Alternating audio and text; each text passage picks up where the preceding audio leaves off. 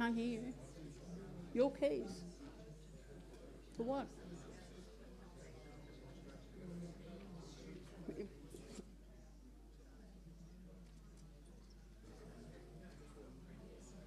Okay.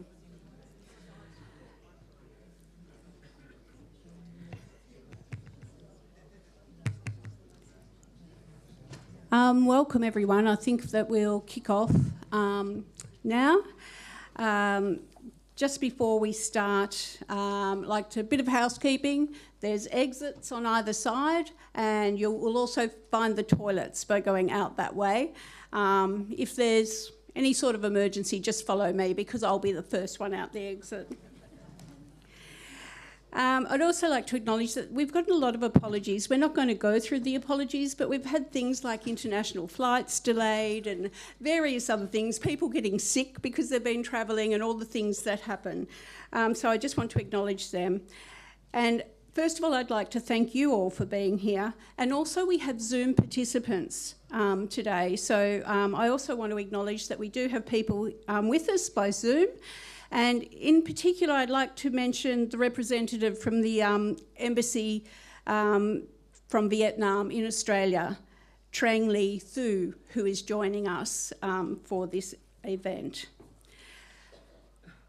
So, we're here to honour a life and achievements of the former President and General Secretary of the Communist Party of Australia. But to many of us here tonight, she was so much more than that. She was a friend, a comrade, she was family, she was a fellow activist, and I could go on and on and on. By now, you should all have your programs, and hopefully you'll be able to follow along quite easily with the program. There are a few changes, but I'll address those as we come to them. And hopefully there's time for a lot of joy tonight because we are here to celebrate a really big life. And that's the life of Dr. Hannah Middleton, who sadly left us on June 12th this year. She was surrounded by comrades and friends as she breathed her last breath. Hannah had lived a very full and exciting life of many activities in the UK, the GDR, Nigeria, and finally Australia, where she lived with the Gurindji in the Northern Territory and many, many years in Sydney.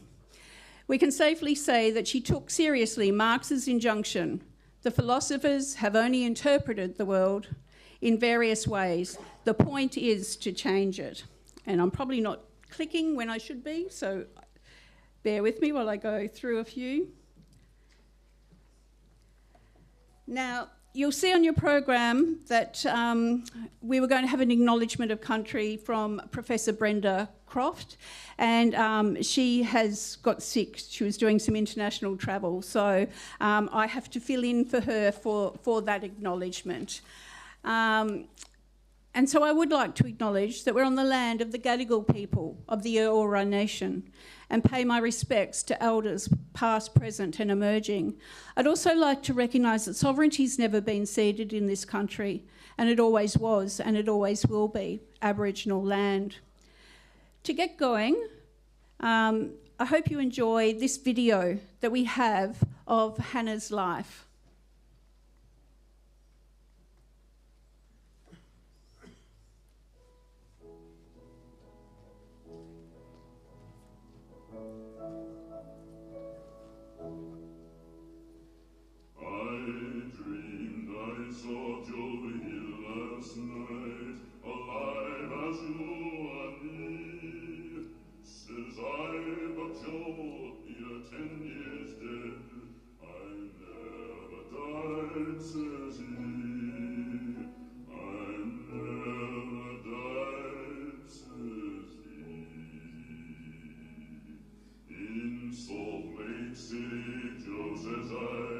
Standing by my bed, they framed you on murder charge, says Joe, but I'm dead, says Joe, but I'm dead.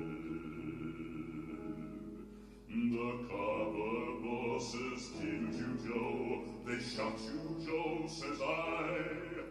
takes more than guns to kill a man, says Joe, I didn't die, says Joe, I didn't die.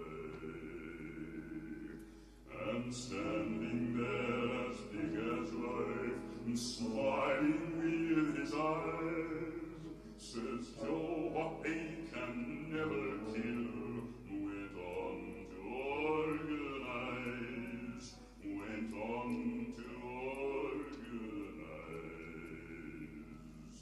From San Diego up to Maine, in every mine and mill, where workers strike and organize, it's there you find your hill.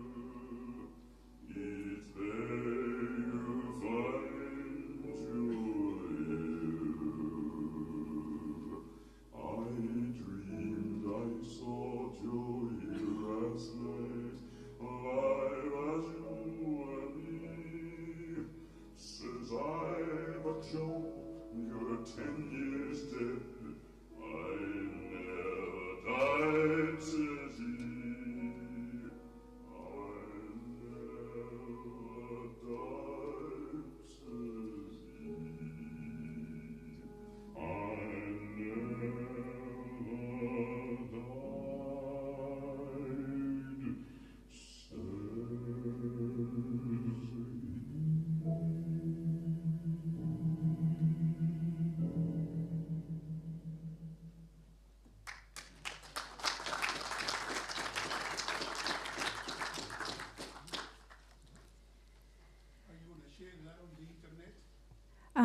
Denis, you share that on the internet? Yeah.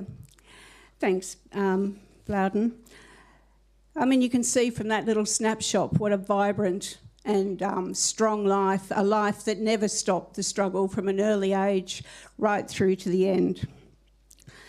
I'd like to introduce now somebody who is special to Hannah, Professor Stuart Rees. He was the former head of the School of Peace Studies at Sydney University and the Peace Foundation, where Hannah was an executive officer. She said Stuart was the best boss she'd ever had, and he's a dear friend of hers, and I'd like to welcome him now to address you all.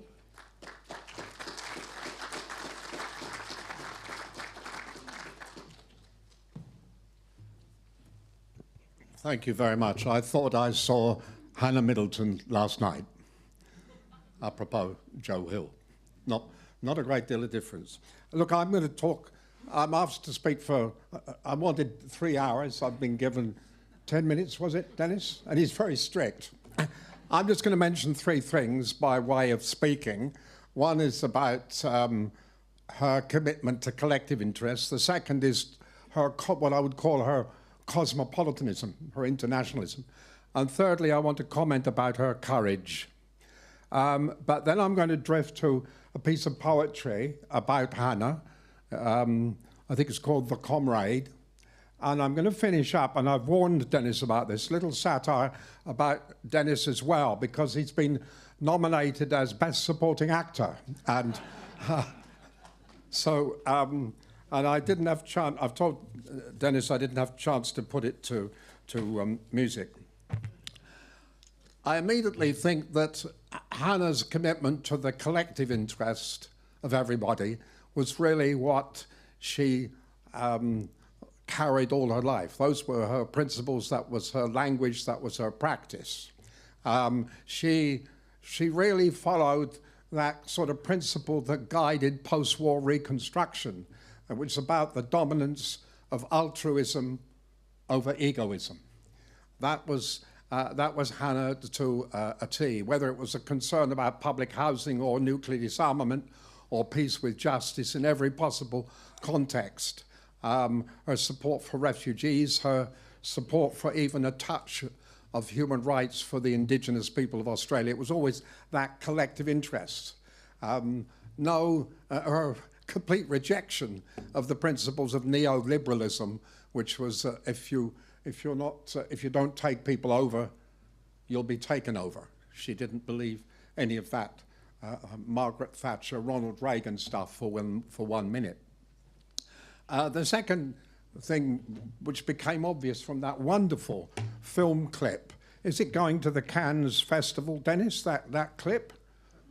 Was her cosmopolitanism. I mean, you hear about her in London where her mother became a Lord Mayor of Greenwich, and Hannah became the Lady Mayoress. I mean, quite early on in her career.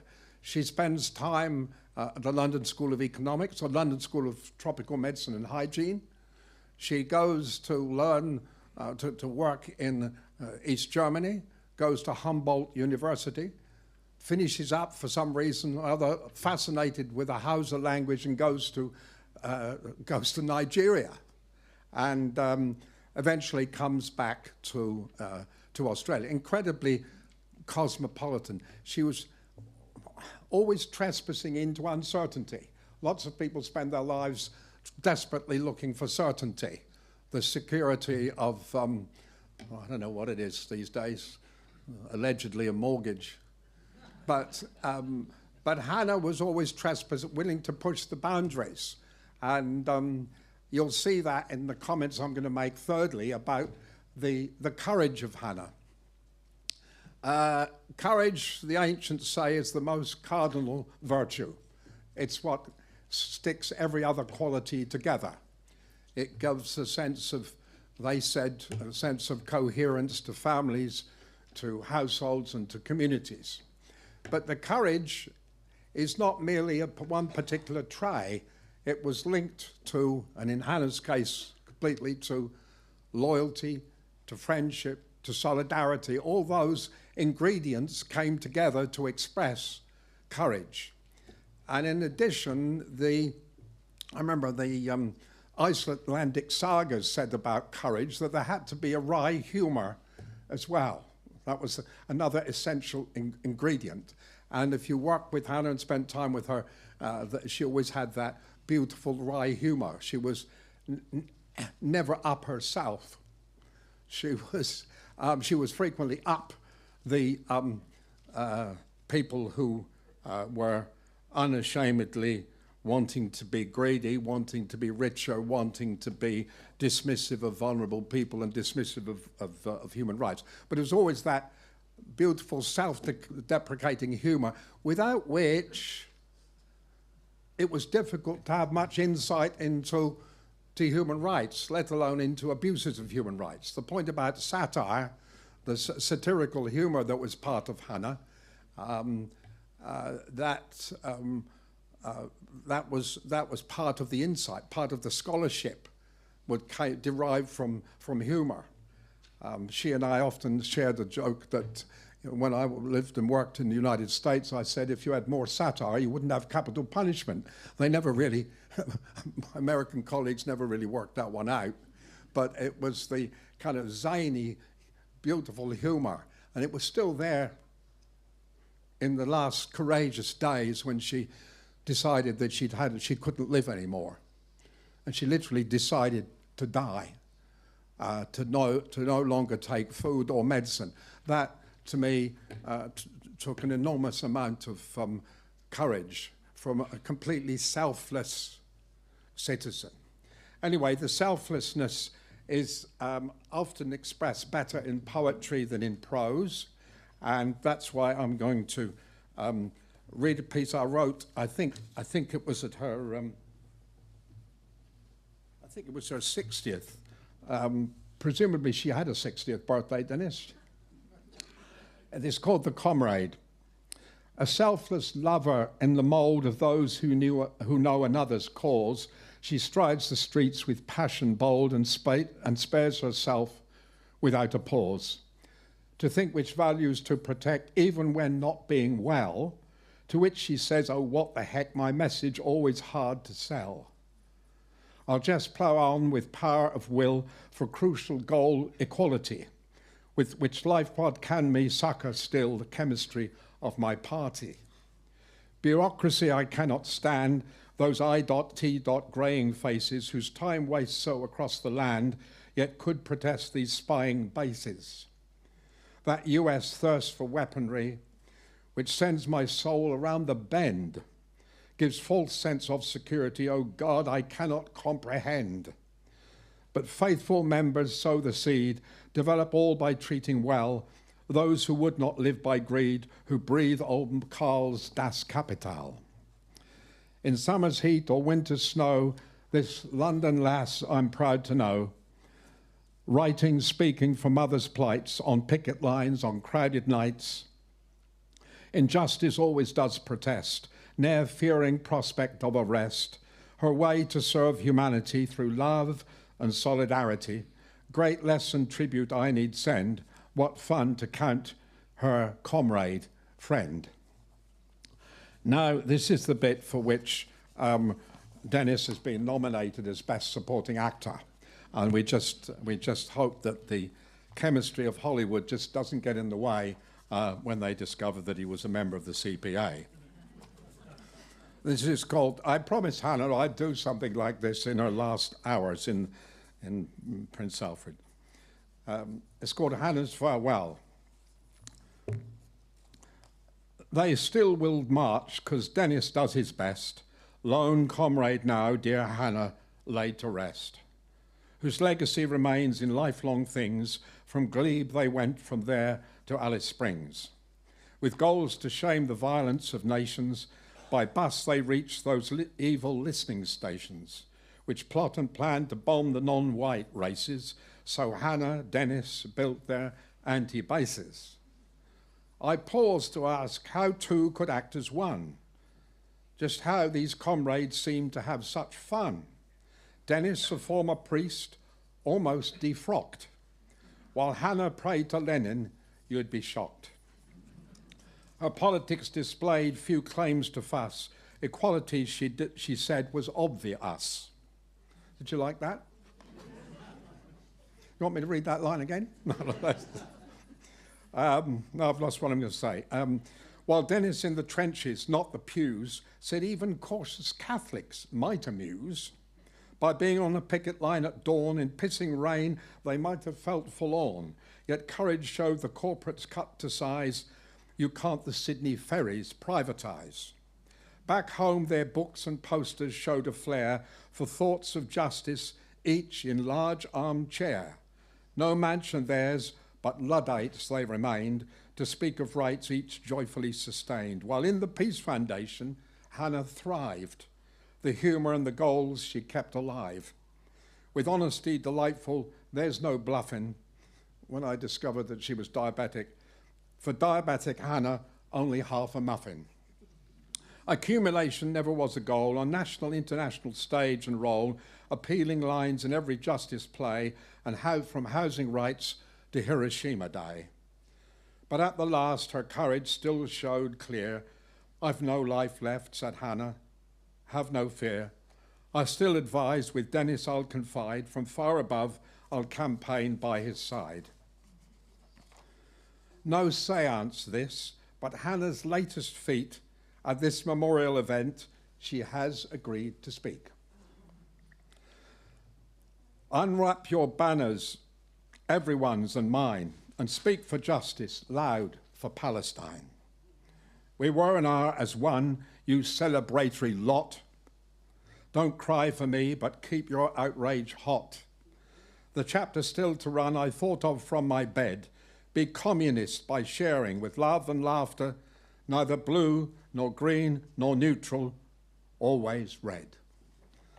Thank you.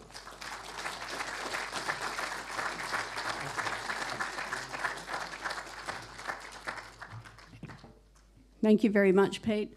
And you mentioned Hiroshima Day, and there was flyers on your way in, so I hope you picked one up because attending that activity would be a great way to honour Hannah this year.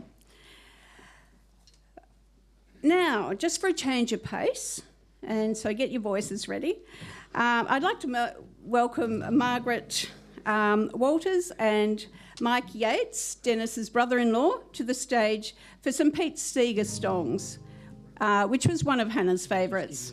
Welcome, Margaret and Mike. Thank you.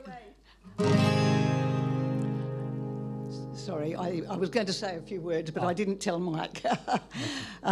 Mike is Hannah's brother-in-law, and I was searching around for a guitarist, and two of them had COVID and 3 were out of town, but wished they were here. I didn't know Hannah very well myself. Oh, I was going to say how grateful I am to Mike for stepping in. And we had a rehearsal this morning. We did.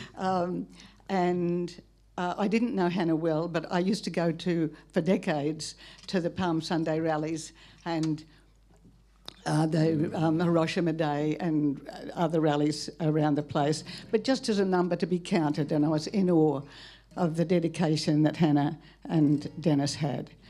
And I think of both of them really in this song, which is really a Phil Oakes song, not a Pete Seeger one. But it just seemed to me to encapsulate what Hannah offered.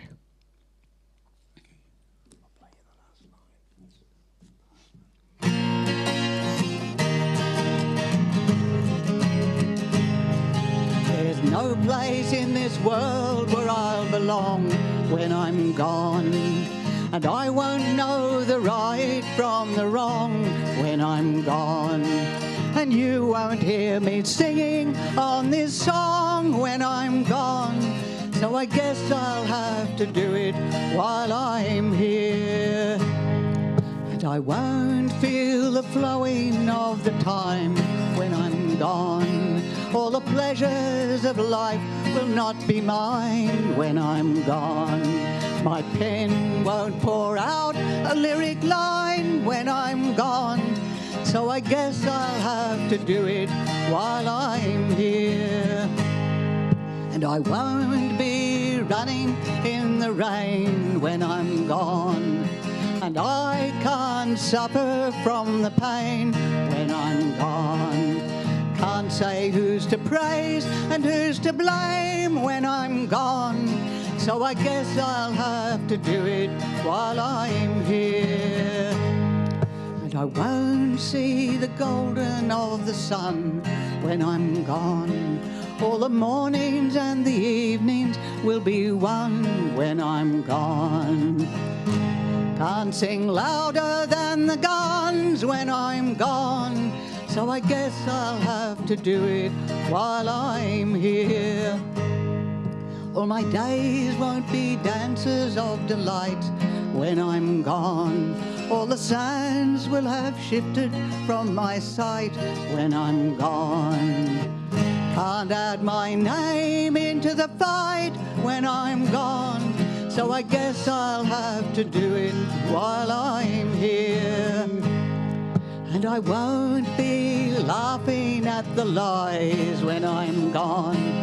And I can't question who or when or why when I'm gone. Can't live proud enough to die when I'm gone. So I guess I'll have to do it while I'm here. There's no place in this world where I'll belong when I'm gone. And I won't know the right from the wrong when I'm gone.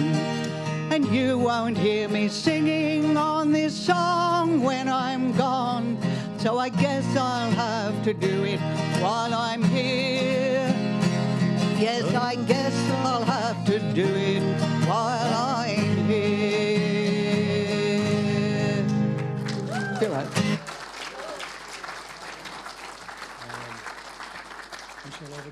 Yep. Mike's going to lead us in a song popularised by Pete Seeger. And Joan Baez.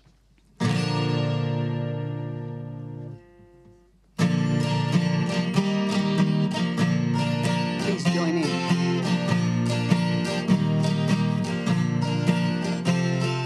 We shall overcome. We shall overcome. We shall overcome someday.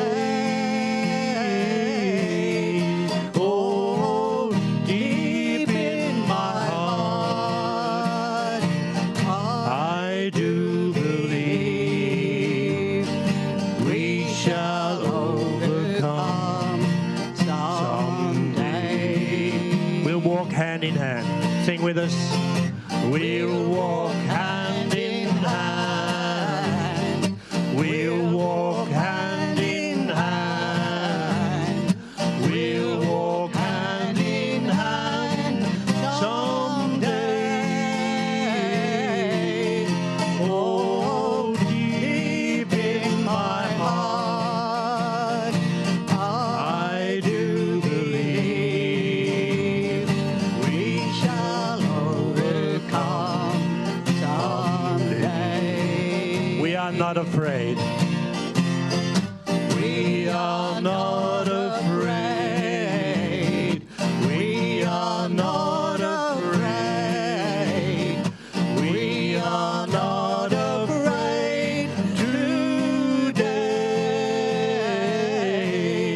Oh, deep in my heart, I do believe we shall overcome someday. And the last verse again.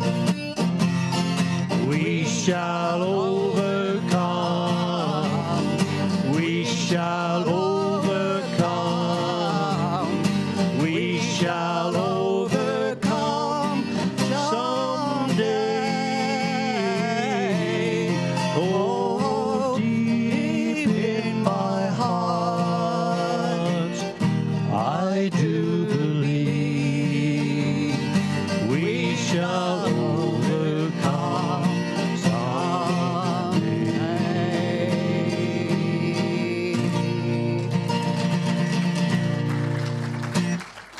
Thank you. We'll be back. Oh, are we going to do that now? Sorry. Red flag later on. Sorry. Later on the red flag? Yes. Yeah. We'll be back later. Sorry. And we'll welcome you back later. Just to say that Margaret is a well-known figure around the folk music scene in Sydney and also around the peace activist movement. So thank you, Margaret and Mike. I'd now like to invite another very special person, and that is Denis. Denis Doherty, Hannah's husband of 37 years. He's going to share with us some of his thoughts.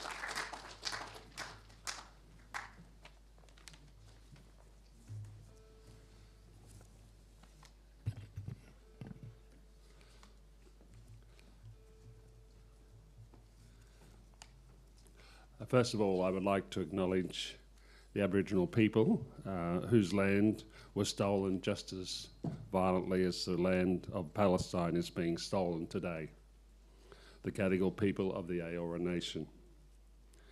Thanks to many of you who have written such beautiful tributes to Hannah on email, letters and messages.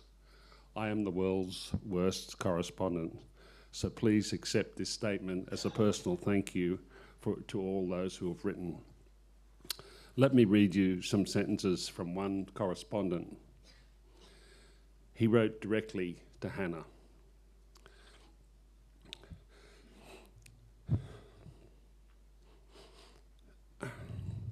An intellect such as yours was a gift to the working class. Another sentence, a communist is necessarily optimistic. The future is still with the class that you spent your life struggling for. And another few sentences. Your life, dear comrade, is an inspiration. Your story is a story of hope, life, honesty, and irreconcilable struggle. It is painted on a huge canvas. It touches and has touched the lives and aspirations of so many. Thank you for that life. He then goes on. We will miss you, dear Hannah. We know that the life you have led, so steadfast and so generous, will inspire those who will come after us to build a better, a more just world where inequality is no more, where peace, justice, freedom and socialism will grow, where humanity and human spirit will be able to bloom and flourish. Hannah and I met when we were in our late 40s, around 1986, 87.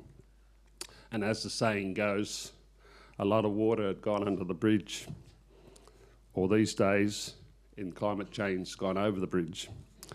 Hannah had left her job at the University of New South Wales and was the editor of the party newspaper. This consumed most of her time and energy. She still had time to go to a meeting with activists from Alice Springs who were anxious about a US base in Australia, particularly Pine Gap. In 1987, a full campaign at the gates of Pine Gap happened. Buses came from all over Australia, and others made their way there on private cars, and we were backed by many locals. I estimated we had over 2,000 people in the desert at the gates of Pine Gap. Many arrests took place. It made national news. After that event, we set about building the anti-basis movement, and it became a large part of our life from that time. Of course, we didn't do it on our own. We had the help and work of many, including people like Julie Marlowe, who devoted large amounts of their lives to the cause of ridding Australia of US bases and peace. Hannah's organising abilities, chairing, gentle pushing and determination that action should follow words were essential to get the anti-basis movement going. At one point, we built the Anti-Basis Coalition up to over 100 organisations across the country, and we had over 1,000 people on our database.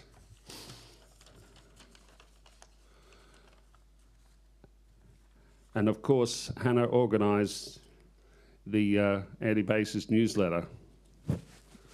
Her research skills were always exceptional. She was great on the media too, because that was a time when the media would be interested and would ask for an alternative position. For the last 3 decades, though, they have engaged in censorship by not reporting anything that we do. She was always looking for unity and avoiding arguments that would seek to split us. There is a tendency for many on the progressive side to spin off into well-meant but damaging arguments. Hannah was always on the lookout to avoid those pitfalls. We did boast, though, once. We had one boast that we allowed ourselves. After Kim Beazley used the army against us, we said we were the only peace group that brought out the army. We hoped to run a campaign against a US base or facility every 2 years, a wish that we fulfilled to some extent. We visited Pine Gap 4 or 5 times. We visited Northwest Cape once. We went to Rockhampton 4 or 5 times against Talisman Sabre. We combined as best we could with overseas groups fighting bases around the world. We had a deeper attachment to the group around Menwith Hill in the UK. The pinnacle of our work internationally was a visit to Ecuador for an international conference against US bases, and they invited us to watch as they expelled a US base from their town.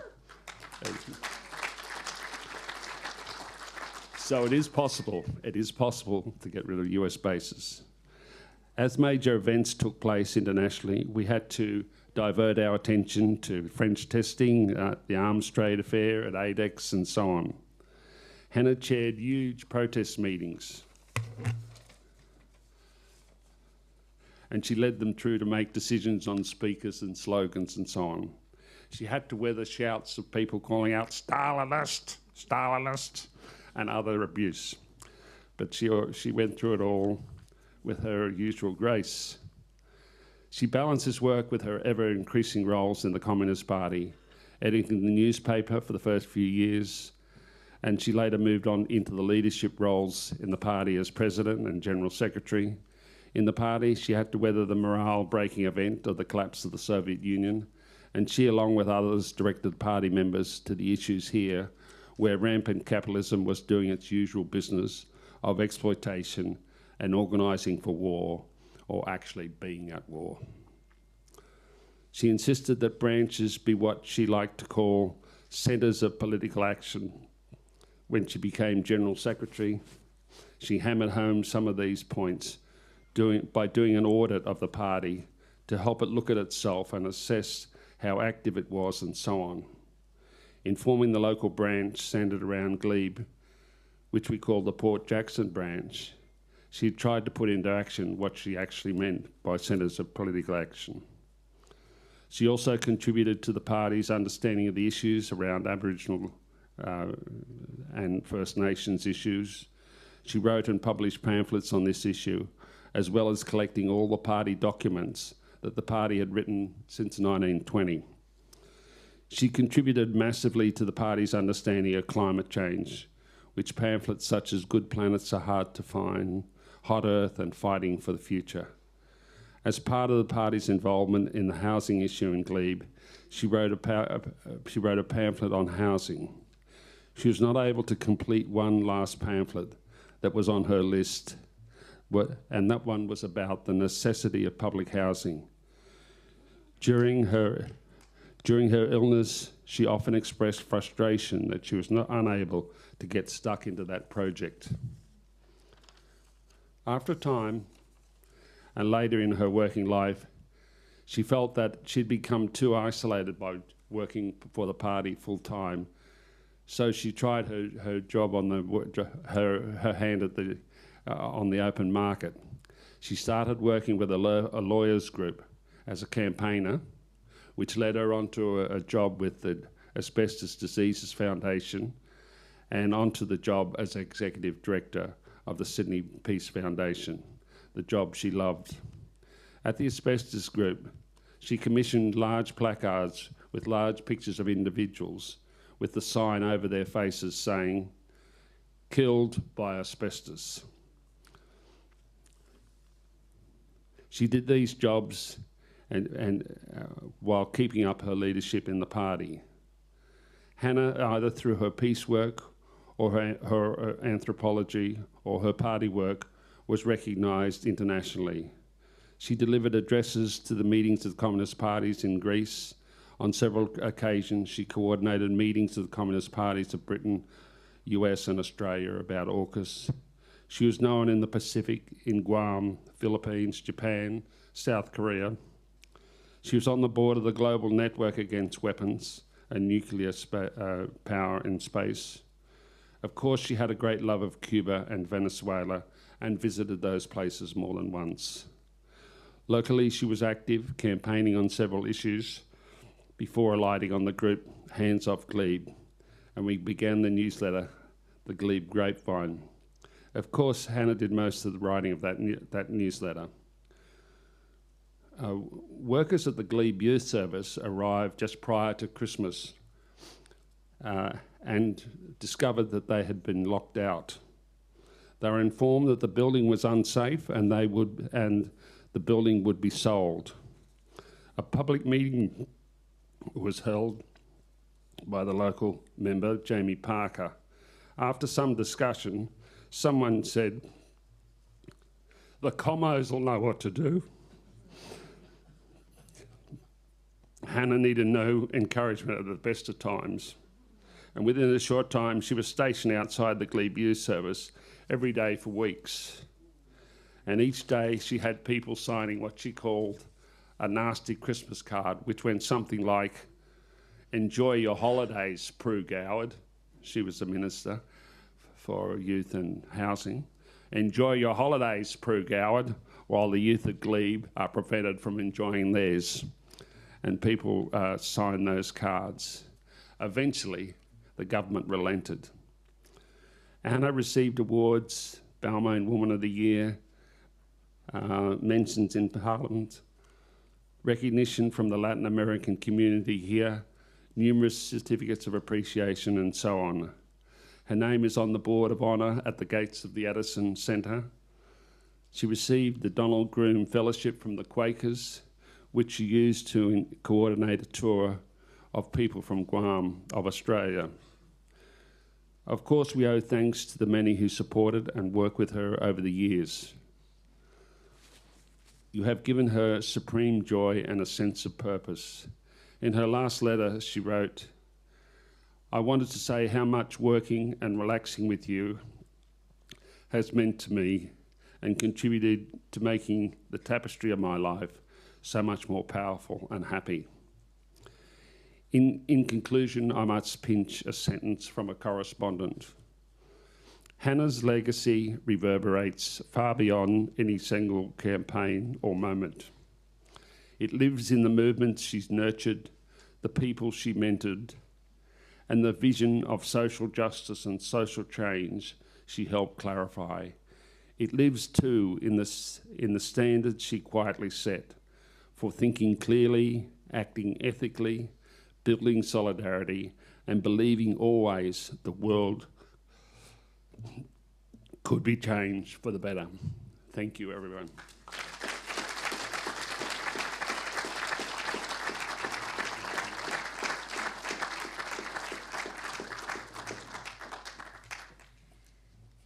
Thank you, Denis. And we all share some of your grief.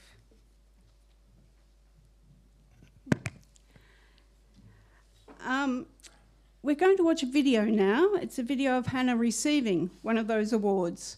This was International Women's Day 2016, and the award was from the Latin American community.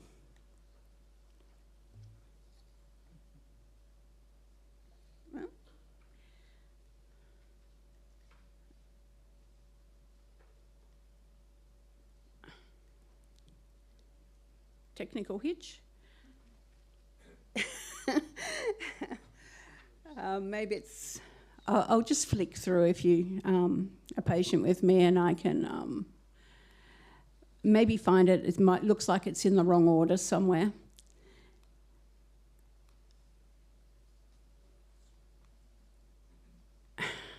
No, it's not there by the looks. Yep. Thank you, Denis. While Denis is flicking through those, I have realised that I haven't introduced myself, and some of you will know me, but many people won't. So my name's Elizabeth, and I'm on the Central Committee of the Communist Party of Australia and the branch secretary of the Perth branch. So I've come from Western Australia today.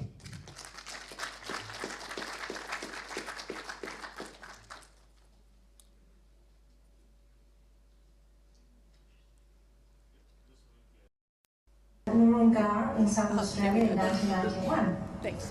Hannah's peace work not only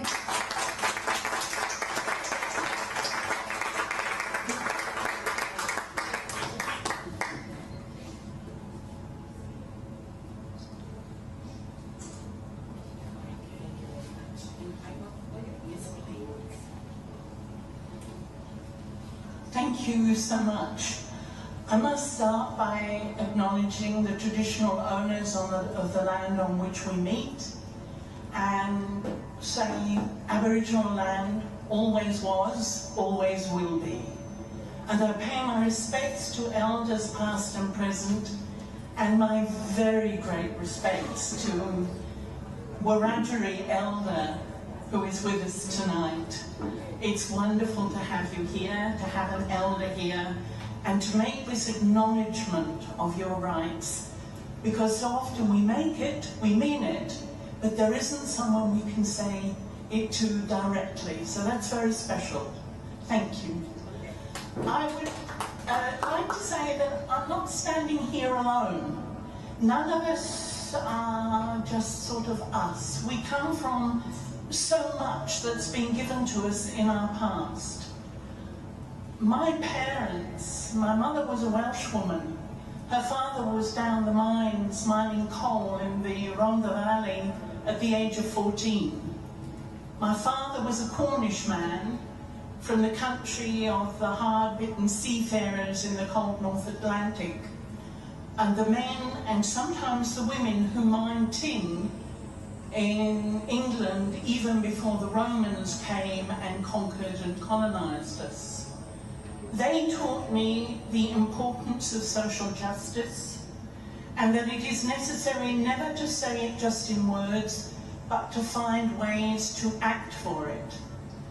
And they taught me the famous statement by Marx: the philosophers have interpreted the world in various ways. The point, however, is to change it. And then, he's already been mentioned, my comrade and partner, Denis, taught me tolerance. If it hadn't been for him, I wouldn't have found myself cutting fences, trespassing at US bases, not just with communists, but with nuns. That taught me to look at what people do rather than the label on them. And I think together we also learned a very important lesson that many of you know too, that revolution and love are inextricably intertwined. You can't have one without the other. And then there are the thousands of communists, of socialists, of unionists, of church people I have been so privileged to work with over my 73 years. They've taught me so much. They've given me so much courage.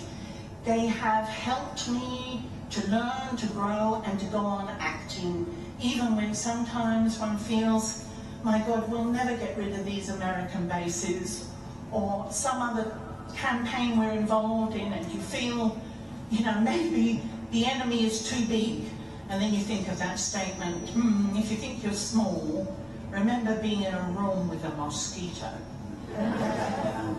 So all of those people are with me and get this award well because they have made me what I am and they have helped me do what I do.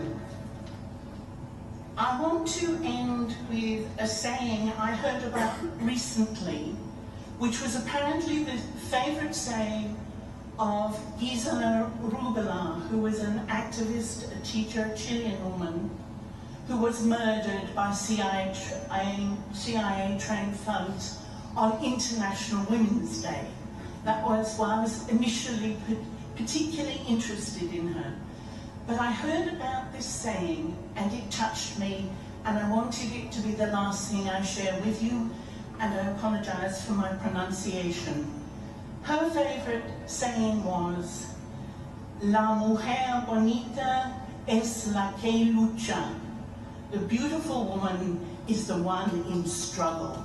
Thank you.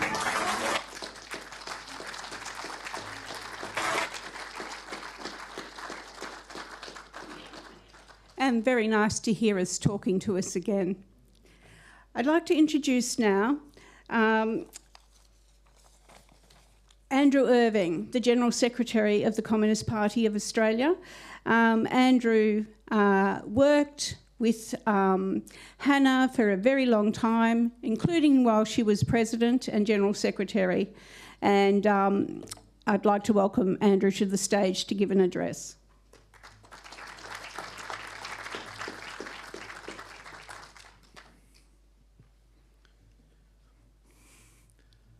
It's a very great honour to come here, and it's also a very great sadness. I'll start by acknowledging the Indigenous people of this land and acknowledge and respect their elders past and present. I start this presentation by saying that the days before this event, I was called by another one of our great veterans saying that he was in the process of dying. So within a few weeks, we will be confronting another great hero of our party, Jimmy Donovan, who was equally moved by the passing of Hannah when we were up here a few weeks ago. And that will be a very sad event for our party. Today we come to acknowledge a communist, and celebrate her significant contribution to the building of a strong collective of activists committed to change and the building of a socialist Australia that is committed to a peaceful and progressive future. Hannah inspired many. She was disciplined and committed leader with the principle of comradeship underpinning all aspects of her work. She was a grassroots worker, activist, agitator and organiser, an educator, someone that struggled for unity and won respect and credibility for the principles of collective leadership and working class policies. The challenge is how to build a powerful, build and empower all sections of the community and masses, develop true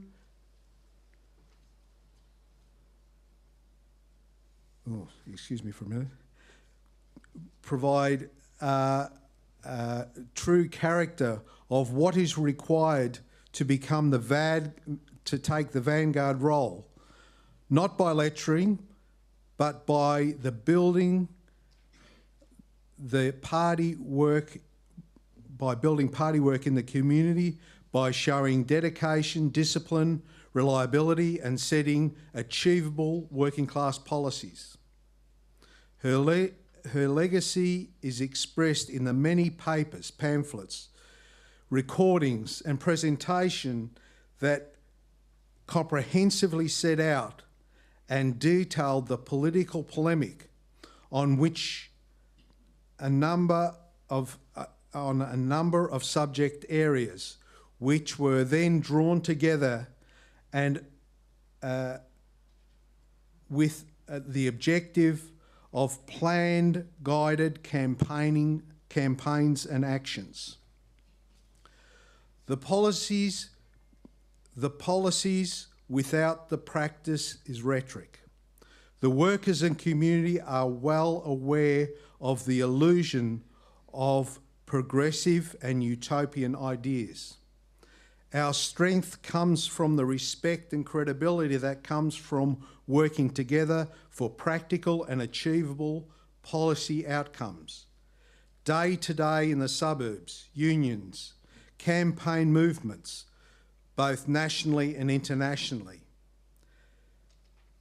These experiences bring an understanding of how we must organise and campaign, build credibility, win acceptance, and give our members the ability to successfully and effectively build and promote party policy.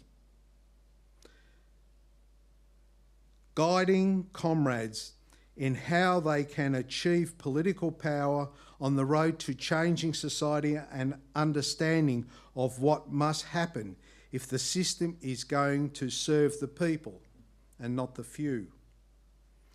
Hannah was systematic, scientific, professional in her approach to her contributions, reports, providing a powerful and compelling argument for how to develop our party cadres and all parts of our campaigns and activities, providing background, knowledge, setting goals, looking for partners, building dedication with well-targeted Marxist-Leninist education and through the application of political practice.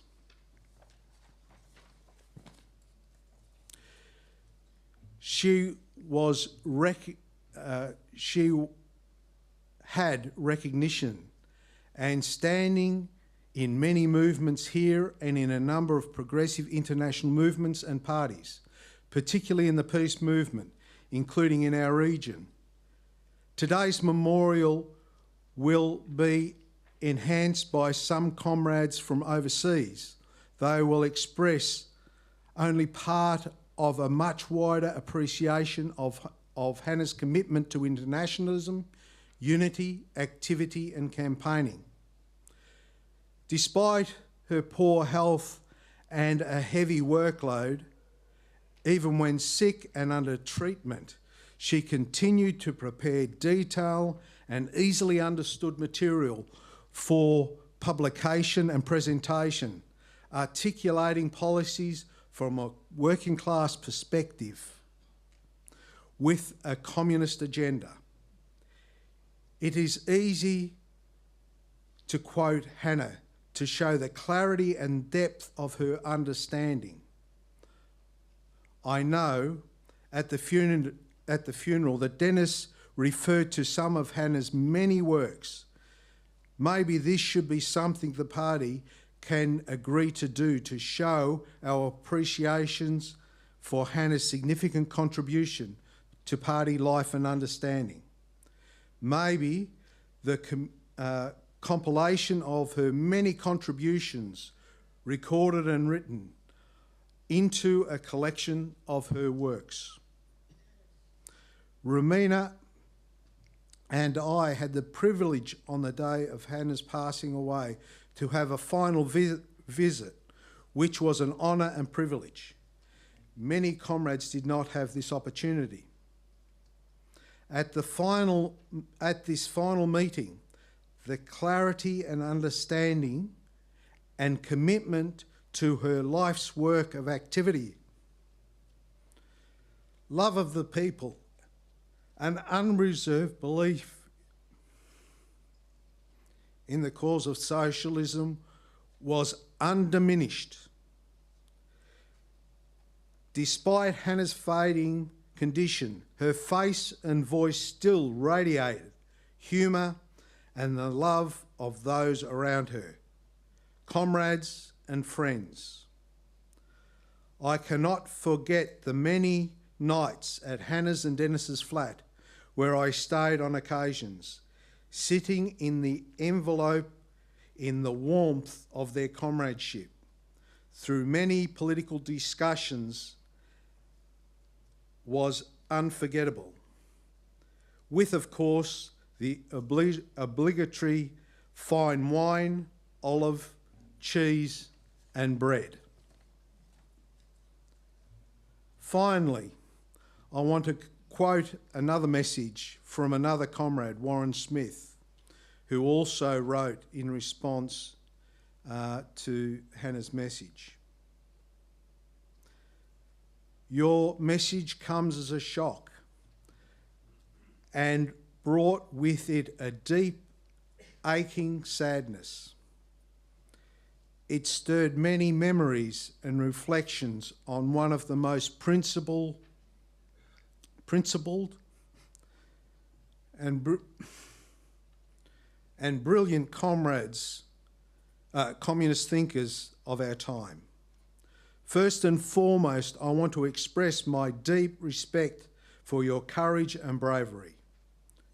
True to form, your strength, honesty, and unwavering dedication continue to shine, just as they always have throughout your lifetime of struggle and leadership. You are and will always be an extraordinary inspiration. We all owe you so much. You've been a trailblazer for the Australian left, our first woman General Secretary, editor of our paper, and a guiding ideological force for generations of communists. Your life is profound, a profound testament to commitment, conviction, and sacrifice. This legacy is one we must honour and carry forward. My thoughts are also with Denis, your beloved and steadfast comrade in both life and struggle. I will reach out to him in coming days. You will never be forgotten, dear comrade.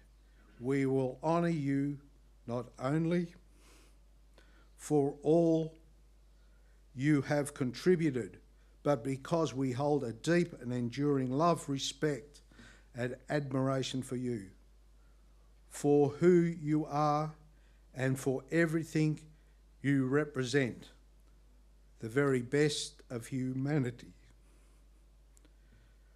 with sorrow and great love. Thank you, comrades.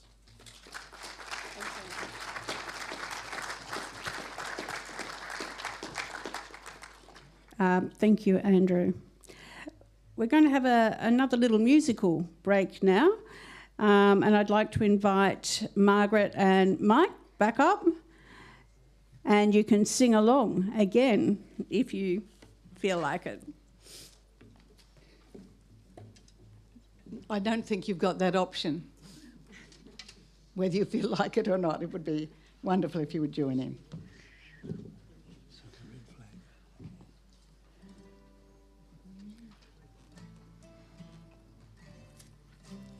I think the words are on the back of your program too. I'll just let you know that.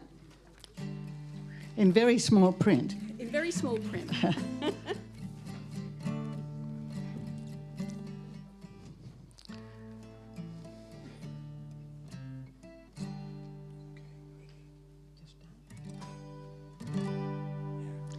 The people's flag is deepest red, it's shrouded of our martyrs dead, and ere their limbs grew stiff and cold, their hearts' blood dyed in every fold.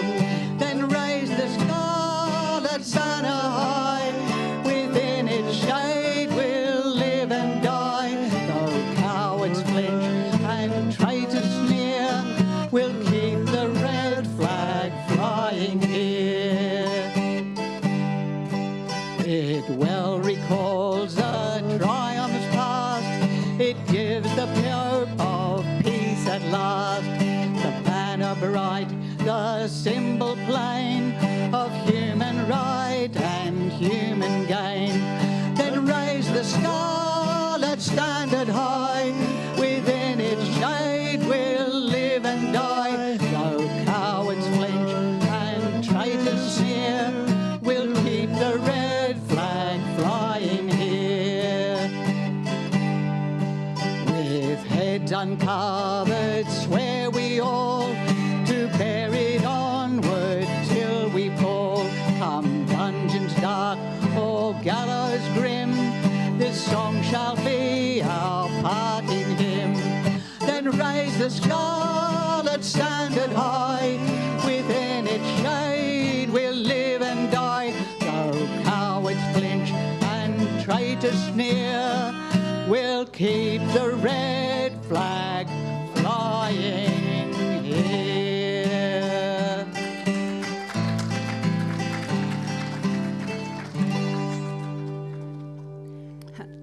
And you'll see us again later. Thank you, Margaret and Mike. We're going to move on to another video from Hannah about her experiences with the Gurunji people. And this is, again, Hannah in her own words. And what better way to hear about Hannah's life than through her words?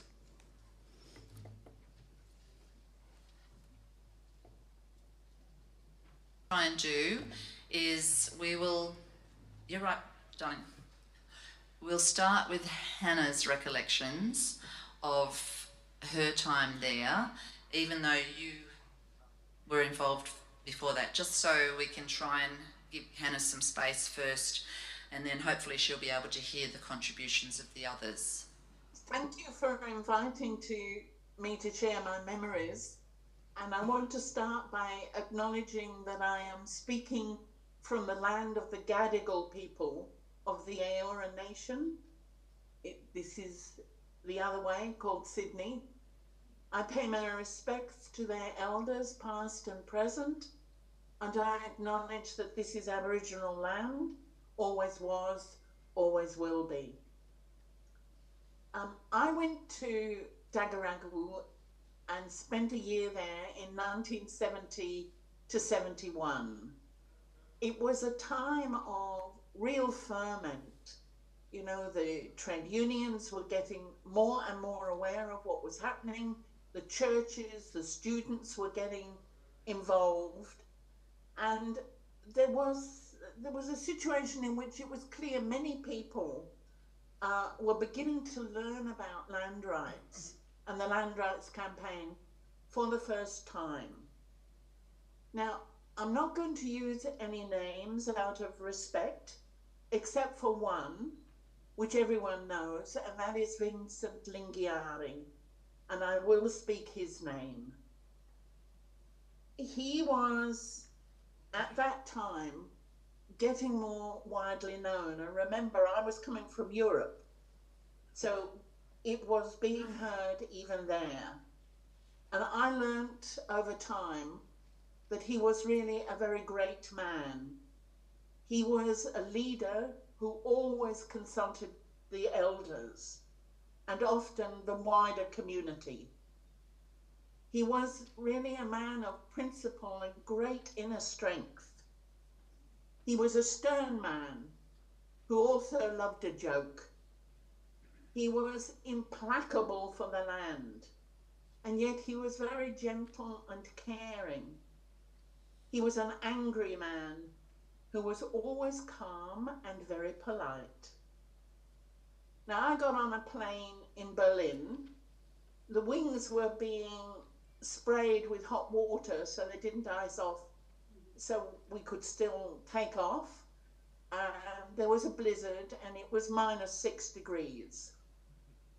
What seemed like a very long time later, I landed in Darwin and I was met by Moira and George Gibbs, and they drove me to their home. I was amazed. The heat, the humidity, it was like being sort of wrapped in a very hot blanket. And as we drove, the earth was bright red. And even more shocking, it was covered with beer cans. I thought, what have I come to? Anyway, I stayed a while with the Gibbs, and I was introduced to geckos on the wall of my bedroom. And I always felt they were welcoming me and looking after me, because I would go and look at them and they would look at me and make little noises. And I fell in love with geckos. But very soon, some Gurindji came to town and I was given permission to visit, and we wrote the permission out. It was signed with a thumbprint and left with a trade union lawyer. And I drove off to Alice Springs and sat outside the library until the Abscol students turned up, picked me up, and we all drove to Dagaragu. My first impression, as we sort of unloaded and went into the roundhouse, which was used at that time for visitors, was of total shock, because there were about 3 willies, and they sort of went through the camp, and there were clothes and you know, billies and goodness knows what going all over the place, and people chasing them and laughing, and the dogs were barking. I gradually got used to willies, but I must say, the first time one came through, I was absolutely terrified. Anyway, that night, the senior men called me up and they wanted to know what I was doing there. They welcomed me in, but, you know, what are you going to do? And I said I wanted to learn about the land rights claim and to write it down in a book. And from that point on, every senior man was wonderful. They were supportive, they were caring, they were kind to me, but they also watched out for me. But they were also very sophisticated, because I was taught how to behave properly. And there were things like brother-sister avoidance. I wasn't permitted to touch or to talk to my brothers. But sometimes I had a job to do, like when we would go and buy chickens in Catherine or something. And that meant sitting in a vehicle very close up to people, young men who might be your brother. And so the elders solved it with such beautiful simplicity. when they wanted me to do things which involved me having to speak to or touch a brother, I was called Hannah. When they wanted me to behave myself, and if I didn't, they would say, well, swear at you, they would call me Lowie. It was the name I was given.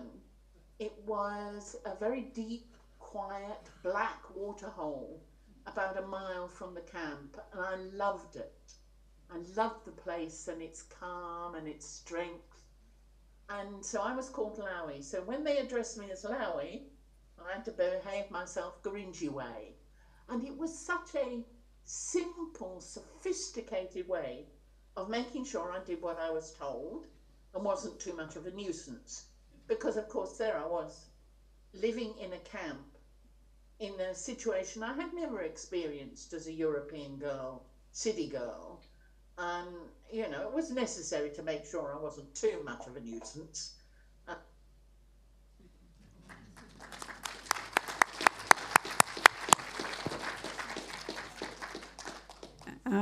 I'm going to keep moving straight along because I think I'm probably running a bit behind time.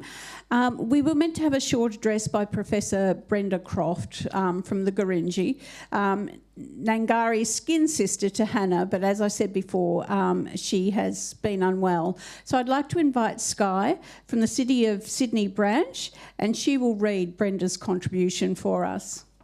Thank you, Sky.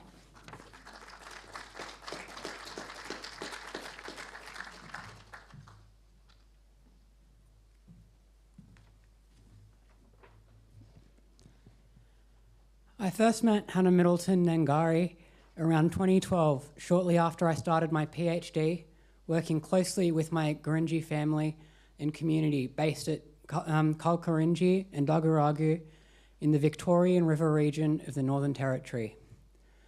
Charlie Ward, a mutual colleague with strong connections to the Gurindji community, passed on Hannah's details as I wanted to interview her about her time spent with Gurindji community and their supporters at Dagaragu in the early 1970s. For those of you unfamiliar with the Gurindji story, on the 23rd of August, 200 plus Gurindji and associated Bilanara, Malnjin, Mudbara, Nyaranman, and Walbury stockmen and their families walked off Jinparak, Wave Hill Station, commencing strike action that became a clarion call for the national Aboriginal land rights movement. I was intrigued about why a young British woman wanted to travel halfway around the globe in order to live among and support Gurindji community in their fight for sovereign recognition and self-determination. In many ways, I was following in Hannah's footsteps when I commenced my PhD work closely with my family and community. My father, Joe Croft Janama, a Gurindji Mudbara man with Chinese, Irish, Scottish heritage, was born on his traditional homelands on Victoria River Downs in 1925, but, like so many First Nations people of mixed heritage, along with my grandmother Bessie, was removed from his community in 1927, becoming members of the Stolen Generations. He returned to country in 1989, where he was claimed by a Malnjin Gurindji community at Kalkarinji and Dagaragu, many of whom had welcomed Hannah 2 decades earlier. I made my own journey home to country in 1991, then again with my brother Tim in 1996, when we brought our father's ashes home to be buried on country, and we've been returning as regularly as possible ever since. So I emailed Hannah, and she could not have been more generous with her time and recollections of that period. It was such a privilege speaking with Hannah and other stalwart Gurindji supporters from the 1960s and 70s. Hannah, Brian Manning, Kerry Gibbs, and Lynn Riddett, all of whom have retained a lifelong commitment to First Nations social justice and equity. I loved that Hannah had a naughty streak. She loved pushing back against rules and regulations. There was a time when we visited the New South Wales State Library together to view her archives, held in the Mitchell Library Special Collections section. We spent some hours going through photographs, old maps, letters, and other documents with me taking notes. When it was time to leave, I mentioned how much I loved the old maps, showing cattle station boundaries of the period. So Hannah took one of the maps we'd been looking at, tried to put it in her bag to take with us so she could give it to me when we got outside. The good curator and slash archivist in me had to literally wrestle with her to ensure the map was put back in the archives boxes with the other material, now owned by the State Library, while she protested loudly that she should be able to give it to me if she wanted to, while I suppressed my laughter. When Hannah committed herself to something, it was lifelong, be it the Communist Party, land rights and First Nations social justice, or the peace movement.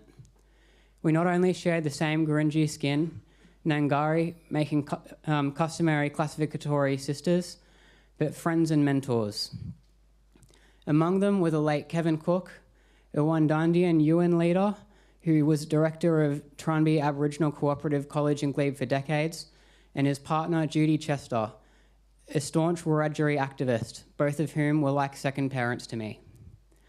It was Judy who, at a Tranby Aboriginal Cooperative College function, suggested that Hannah consider Denis Doherty as a prospective partner, which led to their long relationship.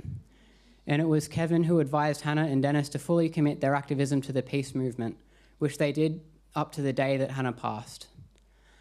I hope Denis will share the story of his and Hannah's non-violent protest action in breaking into Pine Gap when they cut through the wire fence and skipped, not ran, in opposite directions away from the security and police officers chasing them, which had me in stitches from laughing when Hannah told it. Denis travelled with her, sharing a hugely emotional time as they visited the graves of elders who had welcomed Hannah so warmly as a single young woman back in 1970, including her in their families and ensuring she was looked after. Hannah was also reunited with her Gurindji family members, Robbie Peters and his wife, and made new friends and family through repatriating cultural objects that had been gifted to her in the 70s to Karankani Art and Culture Centre. Hannah was also interviewed for an ABC RN Away, a program on her memories of being a Gurindji walk-off supporter, which can still be accessed online. Hannah's photographs held in the New South Wales State Library that she took of Gurindji community during her time as a supporter in the 1970s are phenomenal, revealing an intimate empathy for and allyship with Gurindji people from the perspective of a trusted outsider who was embedded in and part of Gurindji community. It is proposed that an exhibition and publication of these revelatory images will be curated by me in partnership with Karankani Art and Culture Centre in close consultation with Gurindji community to coincide the 60th anniversary of the Gurindji walk-off in 2026 as a tribute to Hannah's lifelong love and commitment to Gurindji people. I will miss and respect her always. Montage, which means okay, finished, all right, goodbye. Walilu, all is well till we meet again, my Ngangari sister.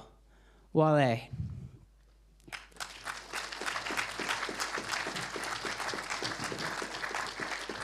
Thank you, Sky. We're going to go on to the role that Hannah played as an internationalist now, and that started at a very young age. Her family was involved in anti-colonial struggles.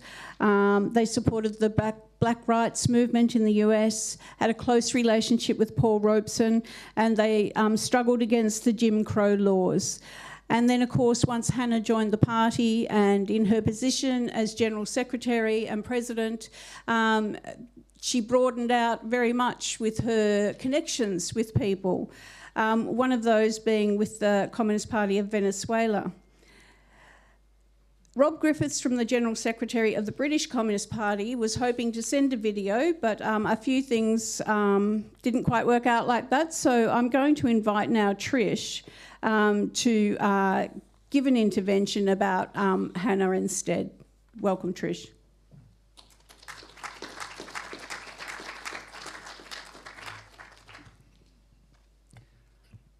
This is a message from Hannah's sister-in-law in London. She's the wife of Hannah's beloved brother, Max, who died a few years ago. And I'm Hannah's sister-in-law too. For me, Hannah was always Max's big sister. I say big sister, but there was in fact not much more than a year between them.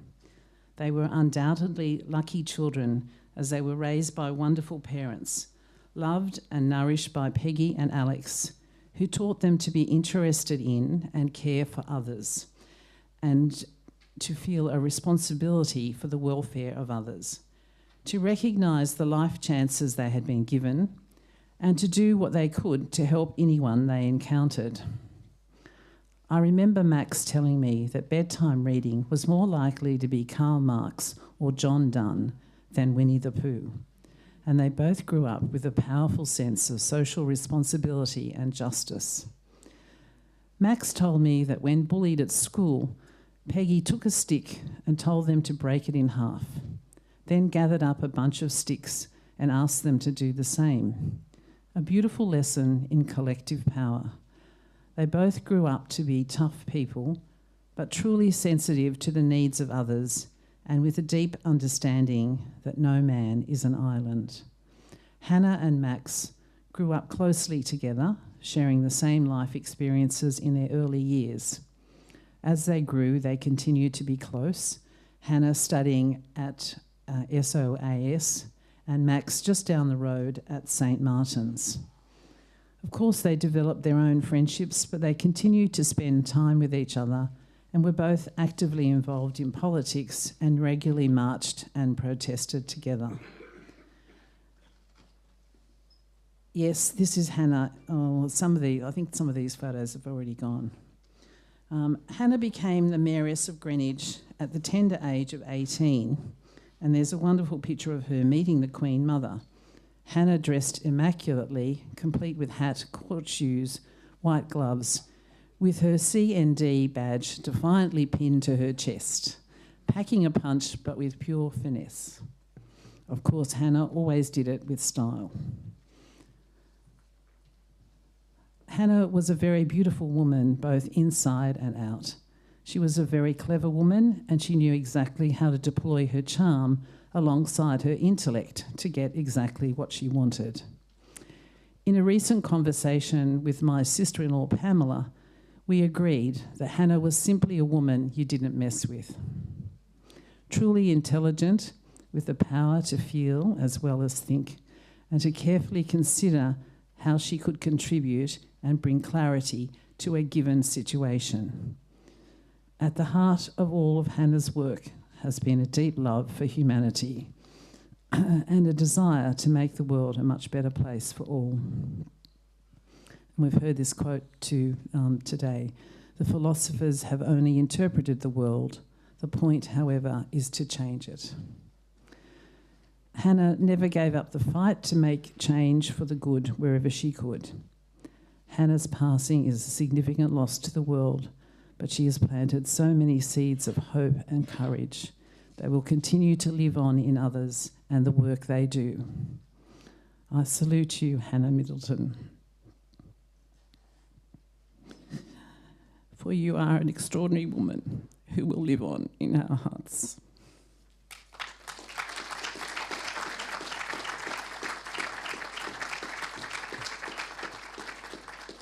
Thank you, Trish. I'm going to move on now to a video. This is a video from Carola Swimmer, who was in the Communist Party of Venezuela. He was also a member of Parliament in the Communist Party. He visited Australia a number of years ago, and while he was here, Hannah hosted him, and so he has sent a video to share with you all about what she meant to him.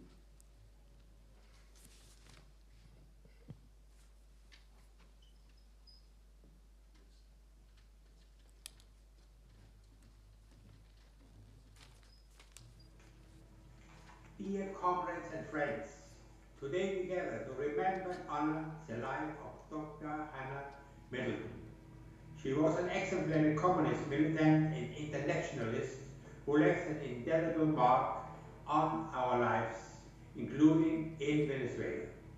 Her kindness, generosity and joy taught us so much, and we will always remember her with affection and gratitude. May her legacy live on in our hearts and in our revolutionary struggles forever. I met Comrade Hannah currently President of the glorious Communist Party of Australia for the first time in 2006, during my first political tour of Australia, invited by the glorious Communist Party of Australia and other organizations in solidarity with the Bolivarian Revolution. My meeting with Comrade Hannah and the political leadership of the CPA was so fruitful that it was possible to organize the CPA's participation in the 12th Congress of the Communist Party of Venezuela in the same year, 2006. Comrade Hannah, on behalf of the CPA's delegation, gave the party greetings. I vividly remember my third personal meeting with Comrade Hannah, General Secretary of the CPA, in 2012, during my second political tour of Australia, organized by the CPA. The program included a broad agenda together with Comrade Hannah and other members of the CPA's leadership that brought us into contact with party organizations, political and union leaders, parliamentarians, and also through Comrade Hannah with Indigenous Australians. All these unforgettable activities and meetings strengthened the bond of brotherhood between our two parties, the Communist Party of Australia and the Communist Party of Venezuela. Today, we gather to remember and honor the life of Comrade Hannah Middleton. Comrade Hannah, your dedication, passion, and love for life, social justice, and socialism inspired all of us who were fortunate enough to know you. Today, we celebrate your life, your struggle, and everything you taught us. Rest in peace, dear Comrade Hannah. You will never be forgotten. You will always be present in each of our struggles.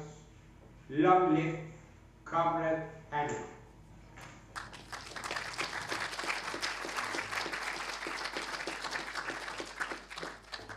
Long live Comrade Hannah, indeed. I've just got a couple of short greetings to read before we go to a musical interlude with Paula Sanchez. The first is from the Communist Party in Greece, the KKE. Dear comrades, on the occasion of the memorial for Comrade Hannah Middleton that passed away recently, the International Relations section of the CC of the Communist Party of Greece expresses its condolences to the Communist Party of Australia. Hannah Middleton has had a long trajectory in the Communist movement of Australia, has been a leading cadre of the CPA, as well as General Secretary of the CC of your party. Please pass on our sincere condolences for Comrade Middleton's passing to her family and friends. In solidarity, the International Relations Section, Communist Party of Greece.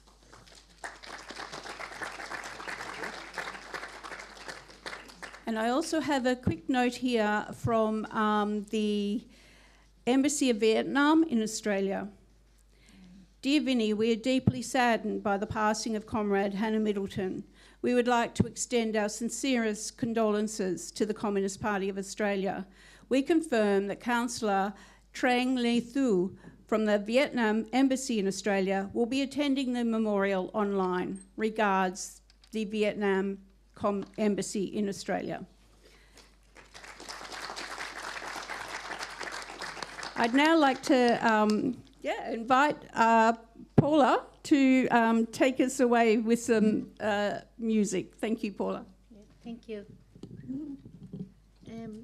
Well, I would like to, say that I'm honored to be here. Thank you for inviting me. Thanks, Vinnie, for calling me, and Elizabeth. And beautiful memories with Hannah. Many protests and marches for peace.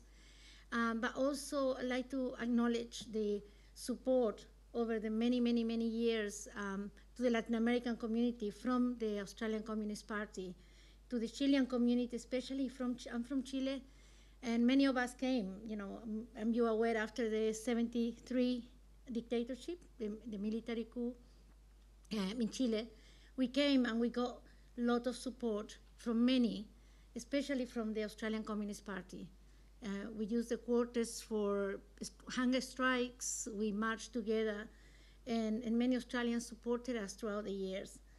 So I want to express my sincere thank you. And I know that's not going to finish just with us, but I know the internationalism of the Communist Party. I was a member of the Communist Party in Chile as a youth communist as well.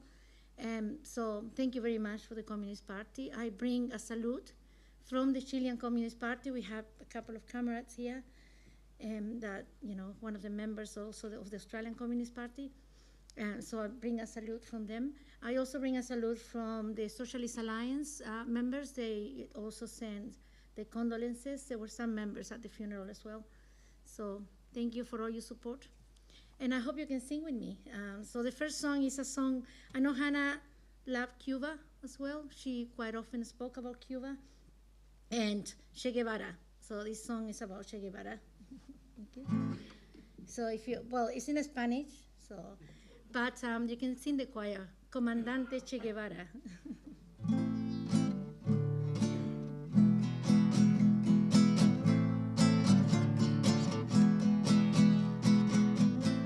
Aprendimos a quererte desde la histórica altura, donde el sol de su bravura le puso un cerco a la muerte.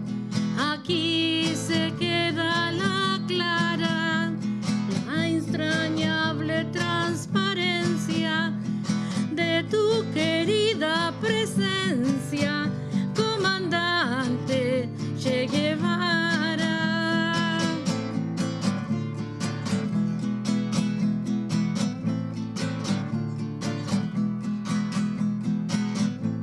Tu mano gloriosa y fuerte sobre la historia dispara, cuando en toda Santa Clara le puso un cerco a la muerte. Aquí se queda la clara, la entrañable transparencia de tu querida presencia, comandante Che Guevara.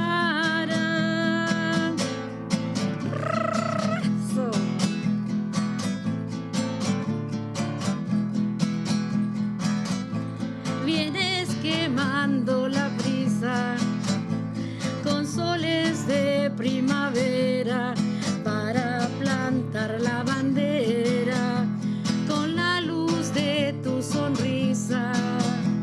Aquí se queda la clara, la entrañable transparencia de tu querida presencia, comandante Che Guevara.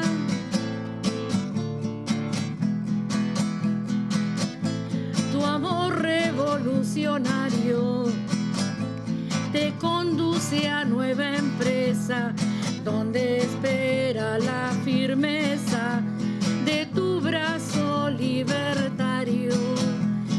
Aquí se queda la clara, la entrañable transparencia de tu querida presencia, comandante Che Guevara.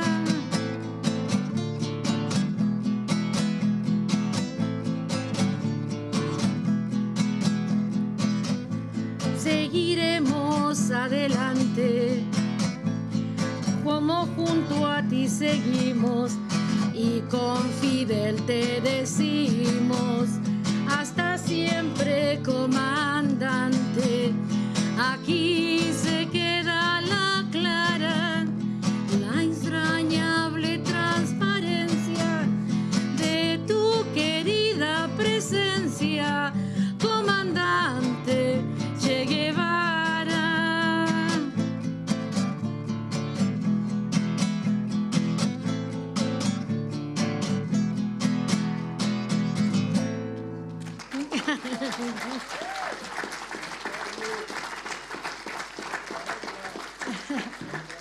Well, the next one you do have to sing with me. It's a song written by a Chilean composer, became famous around the world, and I'm pretty sure you'll recognize it. Part of it is in Spanish, but of course the choir, you'll have to sing with us. And there is a little bit of English in there as well, so.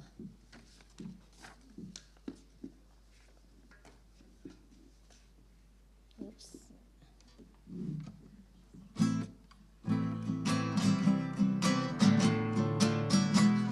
El pueblo unido jamás será vencido. El pueblo unido jamás será vencido. De pie cantar que vamos a triunfar.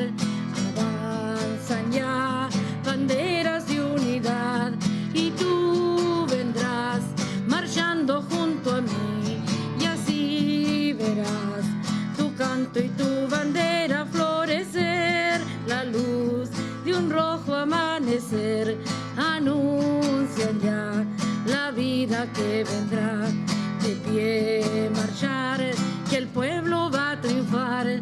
Será mejor la vida que vendrá a conquistar nuestra felicidad. Y en un clamor 1000 voces de combate se alzarán. Dirás canción de libertad, con decisión la patria cumplirá. Y a otra el pueblo que se alza en la lucha con voz de gigante, gritando adelante.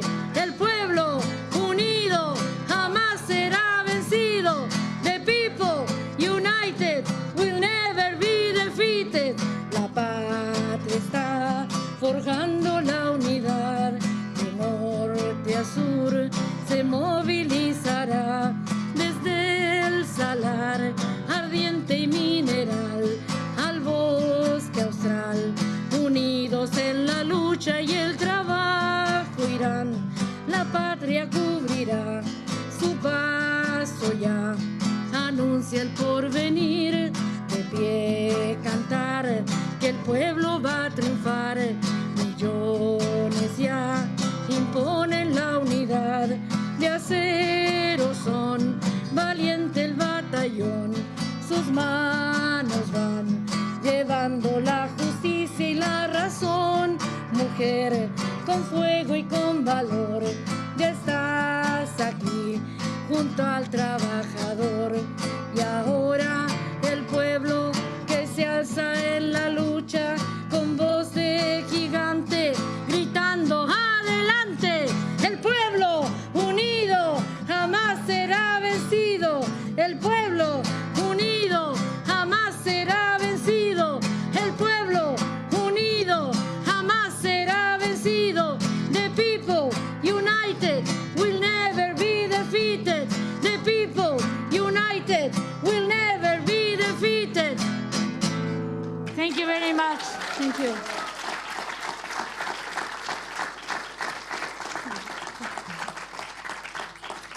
Thank you, Paola. I've been given another message to read out, so I will quickly do that before we move on. Dear Andrew, it was with great sadness that we learned of the passing of Dr. Hannah Middleton. Hannah's contribution to the struggle of the working class on a range of issues has been immense. The campaigns, books and papers championed by Hannah always examined every issue from a class perspective. In the book Hot Earth, Hannah highlights environmental destruction within the context of the limitations of the capitalist system. Scientific and technological progress under capitalism is used to make profits by exploiting people and nature. Similarly, Hannah's explanations on the questions of war and peace, foreign bases, housing, social justice, Cuba, etc., are analysed within the context of imperialism and capitalism. Hannah spoke at our East Melbourne church, and her contributions were always thought-provoking and well received. We were aware that Hannah had not been well for some time, but that she battled to do what she could to advance the cause of the working class. We were so pleased that Romina and yourself had the opportunity to engage with Hannah just before her passing. She leaves a great legacy to the progressive movement. Hannah would expect all of us to continue the struggle against US imperialism and the fight for socialism as the only way to fulfil human needs. Our thoughts are with her family, particularly her close comrade Denis. Yours in solidarity, Bert Blackburn, Chair of the Melbourne Unitarian Peace Memorial Church.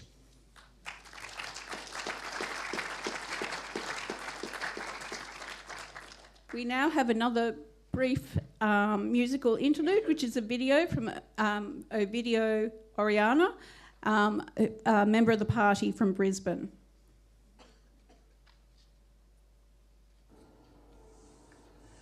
Hello, camaradas from the CPA Brisbane branch. We join this tribute to Camarada Hannah Middleton. Her legacy will be a great contribution for new generations.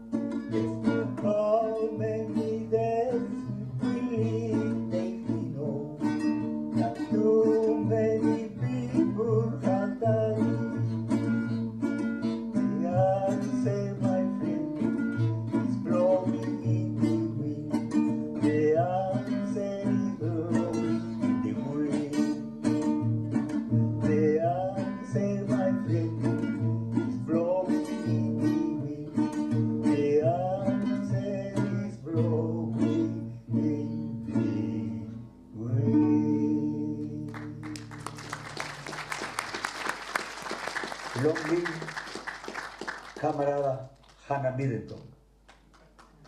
Hasta la victoria siempre. La lucha continúa.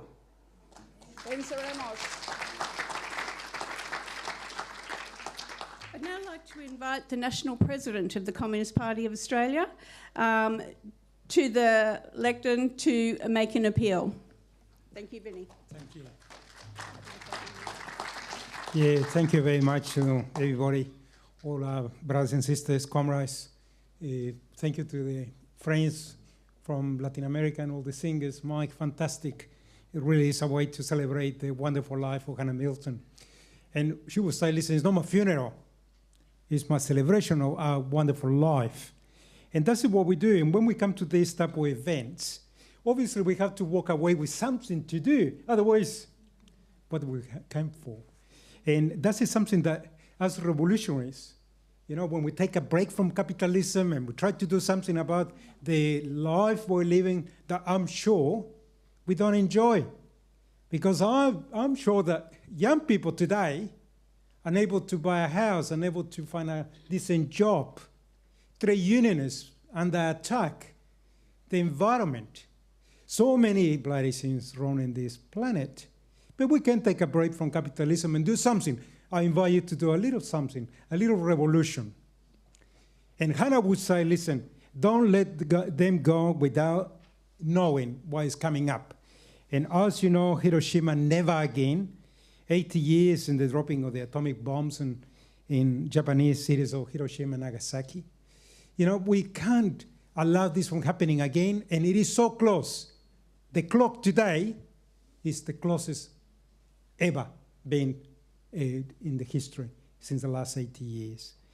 There is a marching rally here on Saturday, the 2nd of August at the Sydney Town Hall. There is a march to the Defense Department. So I invite everybody to gather there, and there is a little task. Second, Palestine. Palestine cries for help, cries for humanity. Our party has been involved in the campaign almost for 2 years with other members of the community. The televised genocide that demands humanity to stand up and do something for the people of Palestine. And our governments, the federal government, they're all complicit in genocide. In the state, in New South Wales, the Means government is sponsored the Indo-Pacific Expo coming up in November. There is a letter here that we would like you comments to sign before you go. There will be something here and there outside on the table.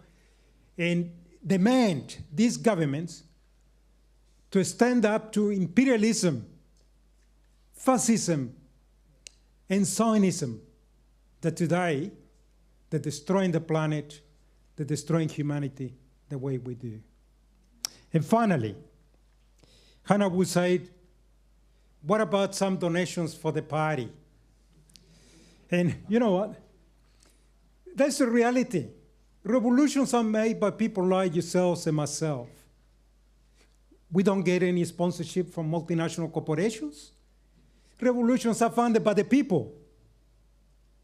Today is the 46th anniversary of the Sandinista Revolution. Thank you, comrade. There is a box here. 46 years ago, in 1979, the Sandinistas, they had the last successful armed revolution of the 20th century. And when Sandinistas walked in the 60s, they found these comrades that have been fighting with the people that led the Frente Sandinista. And he was there in the mountains waiting for the Sandinistas to arrive. And he spent 30 years collecting maize, beans, rice for the people that will come to finalize the revolution. So I invite you, comrades, to take a break from capitalism, give us a hand. The CPA is a union of volunteers. And like Hannah said, we don't need just to interpret the world. We need to do something to change it. Let's come together. If you spare some money, there should be the account number there. Yes. And you can do nowadays direct transfer. We don't have a QR. We haven't got there yet. But please take a screenshot and take it home, and your donation will be highly appreciated. I know that we are under pressure. We need to vacate the premises by 5 p.m., and there is a lot of food out there. Please take it with you, eat, and let's have a good end of this event with the Internationale. Thank you very much. Welcome back, Margaret and Mike. for the Internationale. And we want to stand and make as much noise as we can about this, because Hannah's life was a life that deserved not a minute's silence, but a lot of noise.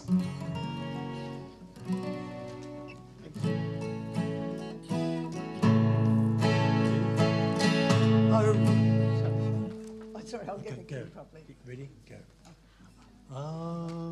Arise, arise, you workers from your slums. Arise, you prisoners of one.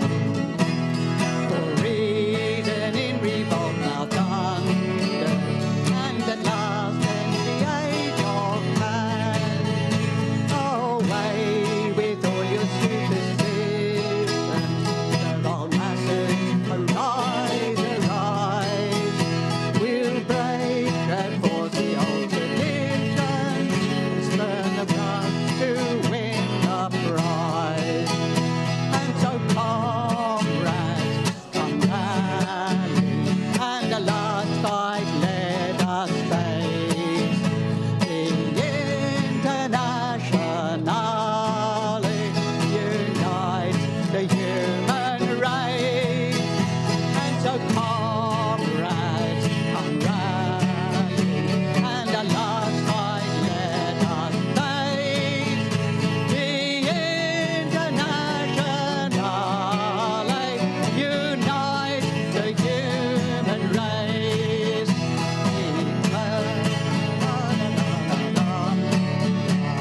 Arise, ye prisoners of one. For reason in revolt now thunders, and at last ends the age of man. Away with all your superstitions, servile masses, arise, arise. We'll change henceforth the old tradition, and spurn the dust to win the prize. And so comrades, come rally, and the last fight let us face. The Internationale unites the human race. And so comrades, come rally, and the last fight let us face. The Internationale unites the human race. Thank you all for coming and sharing this day with Denis and the party. And thank you too to the Teachers Federation for all of your assistance and for making your venue available to us. Thank you very much. And thank you to all of those who've joined us on Zoom. Thank you.